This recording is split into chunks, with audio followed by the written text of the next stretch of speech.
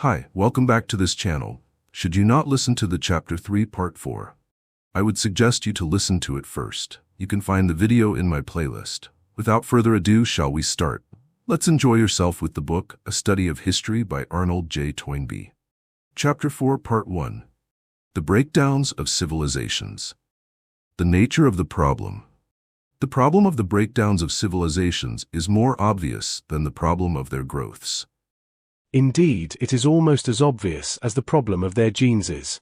The genesis of civilizations call for explanation in view of the mere fact that this species has come into existence and that we are able to enumerate 26 representatives of it, including in that number the 5 arrested civilizations and ignoring the abortive civilizations.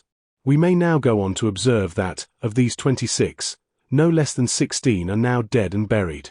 The 10 survivors are our own Western society, the main body of Orthodox Christendom in the Near East, its offshoot in Russia, the Islamic Society, the Hindu Society, the main body of the Far Eastern Society in China, its offshoot in Japan, and the 3 arrested civilizations of the Polynesians, the Eskimos, and the nomads. If we look more closely at these 10 survivors, we observe that the Polynesian and nomad societies are now in their last agonies and that 7 out of the 8 others are all, in different degrees, under threat of either annihilation or assimilation by the 8th, namely our own civilization of the West. Moreover, no less than 6 out of these 7 bear marks of having already broken down and gone into disintegration. One of the most conspicuous marks of disintegration, as we have already noticed, is a phenomenon in the last stage but one of the decline and fall, when a disintegrating civilization purchases a reprieve by submitting to forcible political unification in a universal state.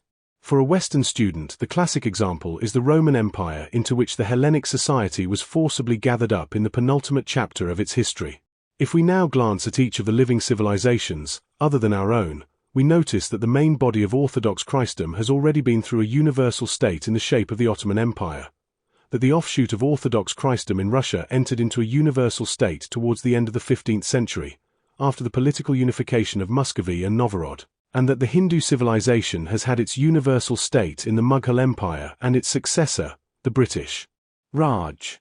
The main body of the Far Eastern civilization in the Mongol Empire and its resuscitation at the hands of the Manchus, and the Japanese offshoot of the Far Eastern civilization in the shape of the Tokugawa shogunate. As for the Islamic society, we may perhaps discern an ideological premonition of a universal state in the pan-Islamic movement. If we accept this phenomenon of a universal state as a token of decline, we shall conclude that all the 6 non-Western civilizations alive today had broken down internally before they were broken in upon by the impact of the Western civilization from outside. At a later stage of this study, we shall find reason for believing that a civilization which has become the victim of a successful intrusion has already in fact broken down internally and is no longer in a state of growth. For our present purpose, it is enough to observe that of the living civilizations, every one has already broken down and is in process of disintegration except our own. And what of our Western civilization? It has manifestly not yet reached the stage of a universal state. But we found, in an earlier chapter, that the universal state is not the first stage in disintegration any more than it is the last. It is followed by what we have called an interregnum, and preceded by what we have called a time of troubles, which seems usually to occupy several centuries. And if we in our generation were to permit ourselves to judge by the purely subjective criterion of our own feeling about our own age, the best judges would probably declare that our time of troubles had undoubtedly descended upon us. But let us leave this question open for the present. We have already defined the nature of these breakdowns of civilizations. They are failures in an audacious attempt to ascend from the level of a primitive humanity to the height of some superhuman kind of living, and we have described the casualties in this great enterprise by the use of various similes.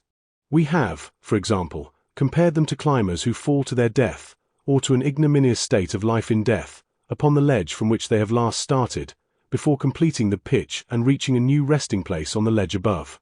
We have also described the nature of these breakdowns in neuromaterial terms as a loss of creative power in the souls of creative individuals or minorities, a loss which divests them of their magic power to influence the souls of the uncreative masses. Where there is no creation, there is no mimesis. The piper who has lost his cunning can no longer conjure the feet of the multitude into a dance, and if, in rage and panic, he now attempts to convert himself into a drill sergeant or a slave driver, and to coerce by physical force a people that he can now no longer lead by his old magnetic charm, then all the more surely and swiftly he defeats his own intention. For the followers who had merely flagged and fallen out of step as the heavenly music died away will be stung by a touch of the whip. Into active rebellion. We have seen, in fact, that when, in the history of any society, a creative minority degenerates into a dominant minority which attempts to retain by force a position that it has ceased to merit, this change in the character of the ruling element provokes, on the other side, the secession of a proletariat which no longer admires and imitates its rulers and revolts against its servitude. We have also seen that this proletariat, when it asserts itself, is divided from the outset into two distinct parts. There is an internal proletariat, prostrate and recalcitrant, and an external proletariat beyond the frontiers who now violently resist incorporation. On this showing, the nature of the breakdowns of civilizations can be summed up in 3 points: a failure of creative power in the minority, an answering withdrawal of mimesis on the part of the majority, and a consequent loss of social unity in the society as a whole. With this picture of the nature of these breakdowns in our mind, we may now proceed to inquire into their cause, an inquiry which will occupy all the rest of this part of our study. End of Chapter 4, Part 1. Should you want to continue to Chapter 4, Part 2, please proceed to the next video. Thank you for taking the time to listen to this book. I hope you enjoyed it. Don't forget to like and subscribe to our channel for more. Thank you.